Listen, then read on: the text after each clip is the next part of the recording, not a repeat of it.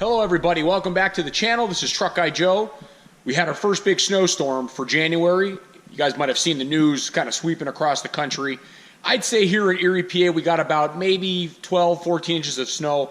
Also with the wind, there's a lot of drifting. So, the small plow route that I do was quite challenging, but I haven't had a chance to do much work out here at the shop. I just wanted to clean up the driveway and the front parking area a little bit. And now that I've got caught up on my route, I thought I'd come out here and fire up the 8.1 and do some plowing. And if I get myself jammed up, I do have the John Deere. I can pull myself out and I could use that to push some snow around. But I'm gonna see what I can do with just the truck, and I figured I'd just take you guys along with me.